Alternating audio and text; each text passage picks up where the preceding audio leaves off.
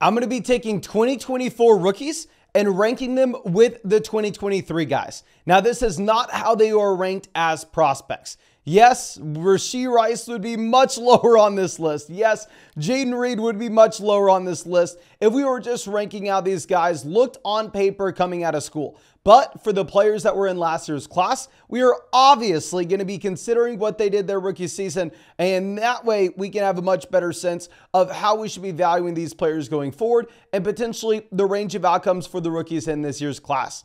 Now, obviously, there's no other player that can be in tier 1 by himself other than CJ Stroud. While I have seen some people both on FlockFantasy.com as well as in our live streams coming out telling me, well, you know what, Mason, CJ Stroud just doesn't have the same type of rushing upside you're going to get from a lot of these other elite level quarterbacks. CJ Stroud, don't overthink it. CJ Stroud was just arguably the best rookie quarterback we've ever seen, or at least I personally have ever seen. This is someone that I have no hesitation with whatsoever going forward, particularly in a Superflex league. It's going to be one. Obviously, if it was a one quarterback format, you'd dramatically move him down. But going down to tier 2, I know we want to have Caleb Williams here. I don't necessarily know how we want to break this tier. Maybe you put Caleb Williams up here by himself. With Williams, he has rushing upside, right? Not only does he have rushing upside, but he is pretty much the consensus #1 overall pick in this upcoming draft. He is also most likely going to the Chicago Bears if you are looking at what Las Vegas sportsbooks are pricing it. And I understand that a lot of people want to come out and say, oh my gosh, this situation is so bad. Look at what just happened to Justin Fields. I get it. I understand it. But I would make the argument that no, this is a very good situation if you are looking at what #1 NFL picks typically go to. They typically go to the worst team in the NFL. In Chicago, you have DJ Moore. You have a team with a ton of cap space. You have a team that's on the up and up over the past few years. You also have another top 10 pick to pair with them, and you could possibly get something through trade for Justin Fields. So I think Caleb Williams is going to be in a much better situation than what you're used to with #1 overall picks. I'm going to go with Anthony Richardson here as well at 3. With Richardson, I have noticed, I don't want to say people being too excited about him. Obviously, the man looked phenomenal in the short sample that we had year 1. I do want to be very realistic. It's not like we can sit here and say Anthony Richardson is for sure a stud at the NFL level. We don't know. We had too small of a sample, but what we do know is he looked good in that limited sample. He has the draft capital where, I mean, he's a top 3 NFL draft pick. Every single top 3 NFL draft pick at the quarterback position going back the past 20 years has had multiple seasons, usually 3+, to be a starting quarterback at the NFL level, unless your name's Trey Lance. And Anthony Richardson has all the rushing upside in the world. So if we're looking at this, you have rushing upside, job security, look pretty good in small sample. I'm going to take him here. We're going to go Marvin Harrison Jr. at 4. Now, Harrison could end up falling to the bottom of this tier if he does land in New England. I think pretty much worst case scenarios, Marvin Harrison Jr. goes to the New England Patriots.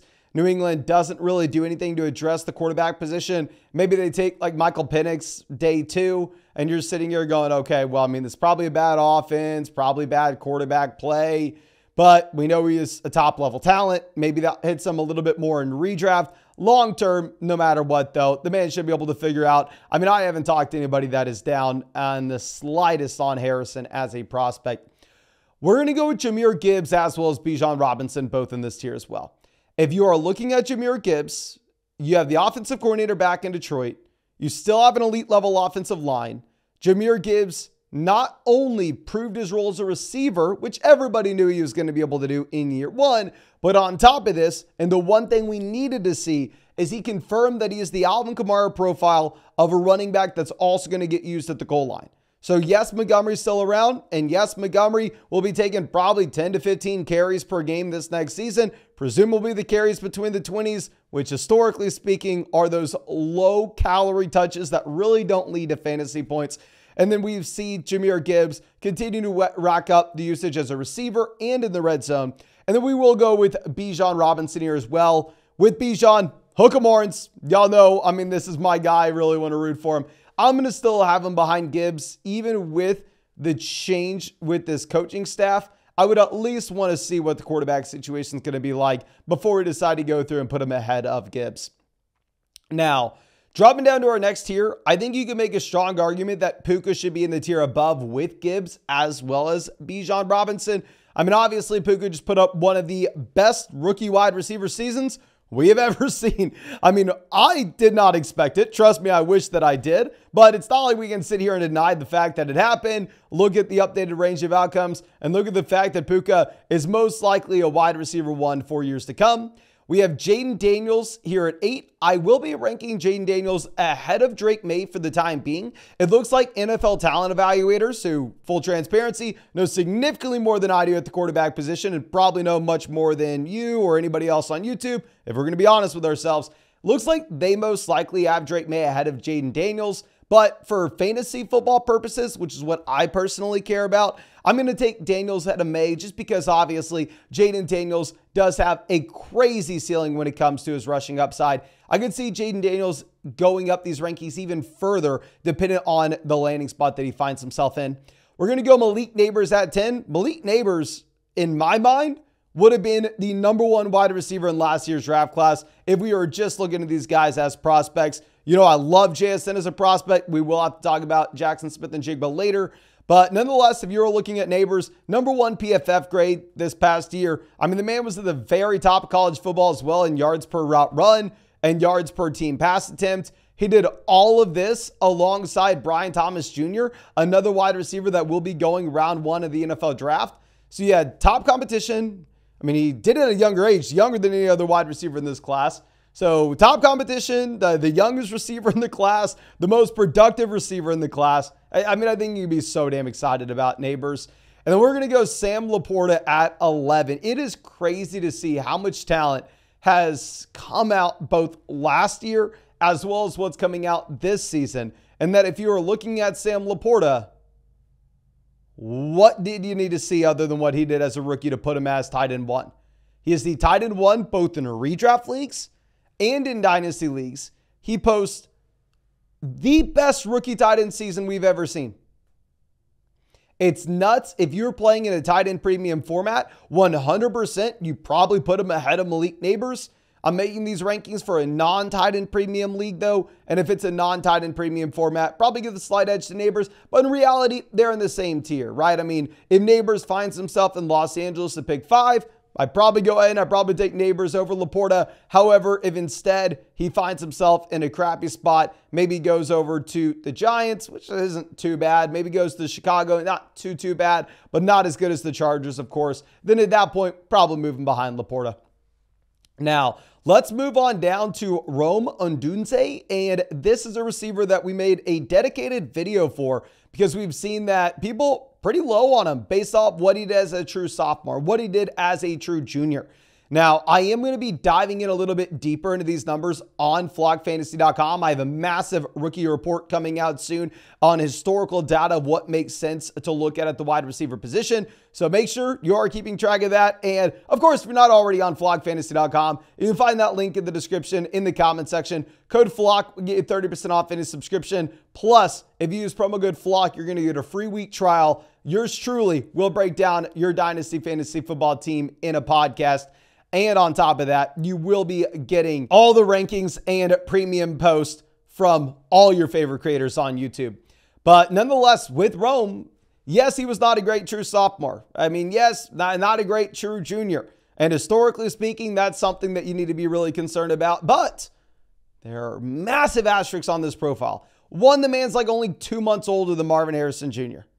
A lot younger than what you typically have from a senior coming out of school. 2, the man didn't get to play his true freshman season. It's not like he was hurt either. I mean, yeah, the COVID year, Washington played like 4 games. I don't really count that. Then on top of it, you bundle together the fact that he played alongside 2 other wide receivers that are most likely going top 100 in this year's NFL draft. So you're looking at a wide receiver that didn't get a true freshman season. It's much younger than a typical senior, plus had significantly more competition throughout his entire time at Washington than a usual receiver. And I'm willing to say that those are big enough reasons why I think you can go ahead and possibly ignore the lack of production that you had from him as a true sophomore, that you had from him as a true junior, And honestly, going to be completely fine with it. Now, going over to the next guy, we'll have De'Von Achane. With Achane, I mean, he comes out and posts a ridiculous season, the most efficient running back season that we have seen in quite some time. But to be fair, this is a running back that is very small. He's undersized. Everybody knew he was a top athlete. Everybody knew he could catch the ball to the backfield. The primary question is, can he handle a feature down workload? And if he does get that feature down workload, can he stay healthy? Just because typically running backs of this size never really been able to do it at the NFL level. Not saying they'll never be able to do it at the NFL level, but it is something to keep in the back of our minds. So I'm not viewing De'Von Achane in the same light as Bijan Robinson, Jahmyr Gibbs, these running backs that checked every single box coming out of school already. I am going to be a little bit more hesitant, but obviously the flashes were there and he looked great year one. We will go with Jordan Addison at 14. The more we go through the offseason, the more and more it looks like I am just a massive Jordan Addison fanboy. I mean, this is a wide receiver that pretty much checked every single box coming out of school. The only question that you could have possibly had with Jordan Addison, who is a true freshman breakout, who dominated as a true sophomore, who declared as a true junior, who went round one of the NFL draft, who had a good athletic testing profile. The only thing you could have asked is, okay, can wide receivers have success at this size at the NFL level? And that hadn't necessarily been something that we've seen in the past, but it really looks like it doesn't matter now. If you're looking at how the NFL's transitioned over the past few years, looks like we are skewing further and further away from those big-bodied alpha Brandon Marshall type receivers. And more so, you're going to the guys that can generate separation. I mean, winning at the catch point, fighting off contact isn't as important as it was in years past based off how officiating is now. And instead, with these open offenses and based off the fact that defensive backs can't really be draped all over receivers, you want to be able to just generate separation and you're going to be good. Addison showed that he could do that year one. Looks like size isn't really a thing that we have to worry about in the slightest. And I'm completely fine going in on Addison. And yeah, we'll have Meta Bowers for now. It is interesting to see with Brock Bowers, the wide range of outcomes that you have from NFL mock drafters currently. This isn't the dynasty fantasy football community. Everybody knows he's tied in one in this dynasty class. Everybody knows that he's a phenomenal prospect. I'd say Kyle Pitts was a better prospect. That's neither here nor there. I'd rather have Bowers at this point based on what Pitts has done throughout his NFL career. But I'm just interested to see where he goes to the NFL draft, because you have people taking him as high as pick 5 to the Los Angeles Chargers, whereas at the same time, you have a growing sentiment that maybe it never makes sense to take these tight ends early round 1, particularly because we know that unless you're named Sam Laporta, you are most likely not breaking out until the very end of your rookie contract. And if you take a tight end round 1, say hypothetically you take Kyle Pitts as top 5 pick, Kyle Pitts provides you no value, does nothing through the first 3 years of his NFL career. Hypothetically, he breaks out in year 4, and all of a sudden you're stuck having to pay the man. So you're going, okay, I already had to pay you a ton because we took you top 5 of the NFL draft. You did nothing for me. And you finally broke out, so before we can capture your production, I'm going to pay you again. It doesn't make a lot of sense for you to go through and take a player that early on unless you are going to get production out of them before you have to give them that second deal. So I do see a lot of people saying that Bowers is maybe going to fall to the mid-first. But nonetheless, phenomenal prospect. I mean, the man was used as a running back at times at Georgia. Obviously, ridiculous market share numbers starting as a true freshman. Now, dropping down to our next tier, I'm going to go Rashee Rice at 16. Now, Rashee Rice was very productive for the Kansas City Chiefs. Rashee Rice looks like one of the best rookie wide receivers that you've ever had in the NFL playoffs in particular. But with that being said, Rashee Rice also doesn't really run real routes. Go through, try to find a route that Rashee Rice is drawing a target 15, 20 yards down the field. No, a lot of it is Rashee Rice almost being used as a running back in a way, getting targeted these gadgety type plays where he's just wide open right across from the line of scrimmage. They get in the ball and it's what can you produce with yards after the catch. The average at the target is so incredibly low. So I think that Rice is great. Obviously, we are ranking him here for a reason. I actually took a lot of Rice last year just based off landing spot. I didn't necessarily think he was a great prospect by any means. But I don't want to act like he is just a complete wide receiver as you maybe have with someone like Jordan Addison, who's checked every single box all along the way.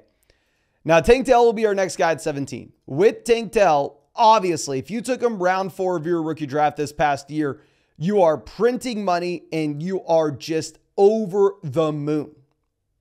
Now, with that being said, Tank Dell has already posted the best season ever at the wide receiver position from someone that is this small. Going back to what we were talking about previously, someone like Jordan Addison, maybe you don't necessarily have to worry about their weight. Maybe we can say, yeah, they're big enough with how the NFL is trending, and there's no concern there at all. However, when we take it that next step to Tank Dell, I do think that maybe there's a little bit of hesitation that I still have based off the fact, like I said, he's the only wide receiver we've ever seen at this size at the NFL level find real success from a fantasy football perspective, weighs 165 pounds. He got injured year 1. I understand, freak play, blah, blah, blah. And also, he is 24 and a half years old. The man's a year older than Kyle Pitts. He's going to be 25 this season. So for that reason, I have a little bit of hesitation to look at his rookie season production and act as if it's as impressive as what you have from a 21-year-old player. Obviously, the man's going to be 25 this next year. He shouldn't be viewed in the similar light, and his production shouldn't be compared to someone like Jordan Addison, who's able to do it at 21. Now, going over to our next guy, we'll have Zay Flowers, a little bit of an older rookie as well. He's actually the same age as Kyle Pitts, not as old as Tank Dell. I mean, it will be interesting to see what the Baltimore Ravens do at the wide receiver position. Obviously, Baltimore, phenomenal offense, but year in and year out, a lot of this has to do with Lamar Jackson. They're at the very top of the NFL when it comes to their rushing production. Rushing yards, rushing touchdowns. The passing volume isn't necessarily something that we can be over the moon about immediately. Zay Flowers is also dealing with some off-the-field concerns. That will be something to monitor as well. But for now, I think you can put these 3 wide receivers in the same tier. And I will say most people, not myself, will have Jordan Addison below a few of these names. And for sure, Jordan Addison in the same tier. I just prefer the 21-year-old player that was able to have that production over these guys. Now, our next guy will be Bryce Young at 19. Now, yes, we did discuss the possibility of buying low on Bryce Young. If you go pull up our most recent startup draft that we did on this channel, it was a mock draft, but we ended up taking Bryce Young after the first 12 rookies in this draft. So we are essentially taking Bryce Young at around the 112, the 201 in a super flex league. And at that price point, yes, I'm willing to go out there. I'm willing to make the bet on the guy who is the number 1 overall pick just last season. Yeah, if you look at the historical data, Bryce Young most likely ain't working out, right? We can say Bryce Young is going down the path where he is most likely going to be an NFL bust. But the question is, what is that probability?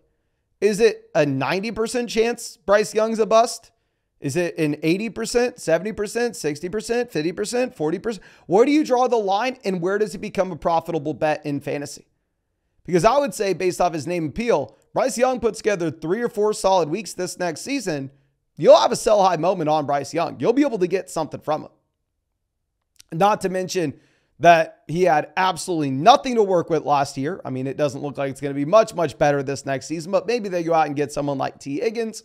I think that Bryce Young is probably not going to work out, but people are pricing him as if he is for sure not going to work out. For that reason, I find myself taking him at an early 2nd round pick. And yeah, I will go through and continue to buy low on him if he costs that early 2nd round rookie pick in a Superflex league. Now, our next tier will be led off with some guys that are in this draft class. We're going to go JJ McCarthy at 20. Now, I am not a quarterback expert. I am not a guru scout by any means. What I do know with JJ McCarthy is the more and more NFL insiders come out, the more and more they are cementing him as the quarterback 4 in this draft class.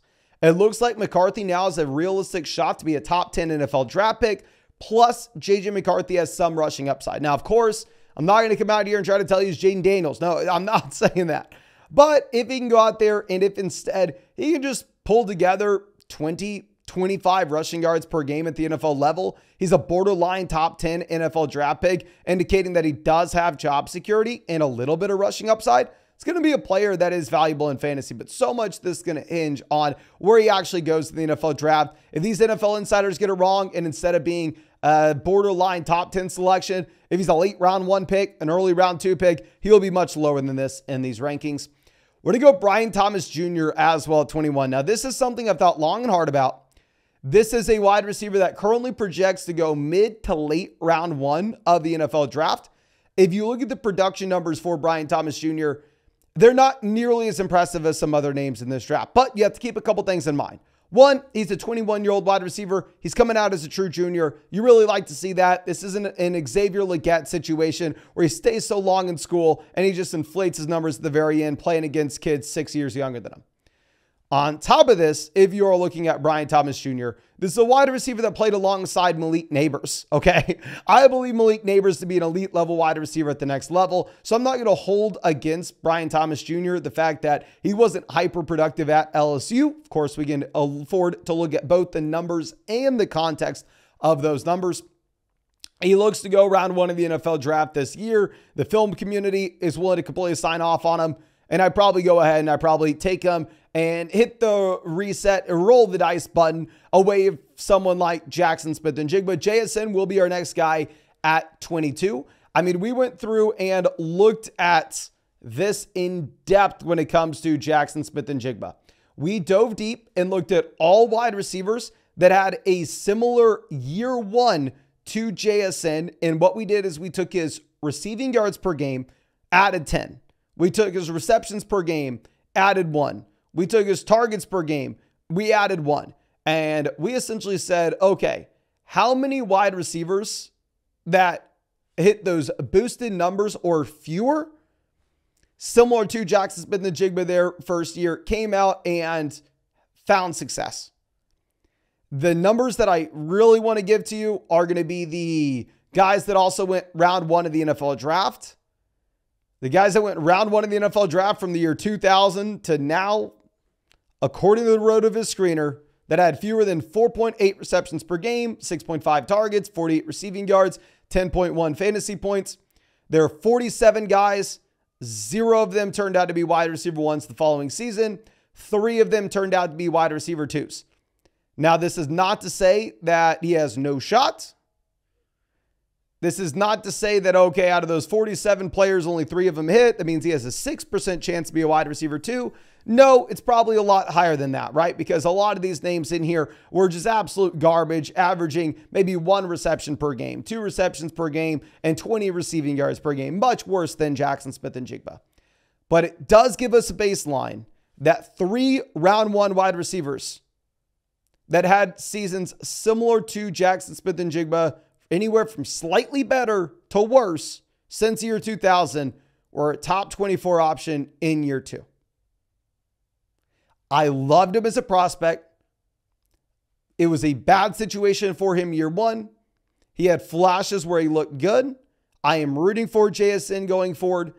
But if I can hit the reset button and take another wide receiver that goes about the same range of the NFL draft as JSN went last year, this year, that didn't have a bad rookie season, it's probably something I'm looking to do. Now, keep in mind, we have these guys in the same tier, so there's not a massive gap between them, but I do want to just explain that, yes, even though I had JSN higher in our rankings last year, when he has a bad rookie season, pretty bad rookie season, whatever you want to call it, he is going to have to slide down rankings just a little bit because the baseline expectations do take a little bit of a hit.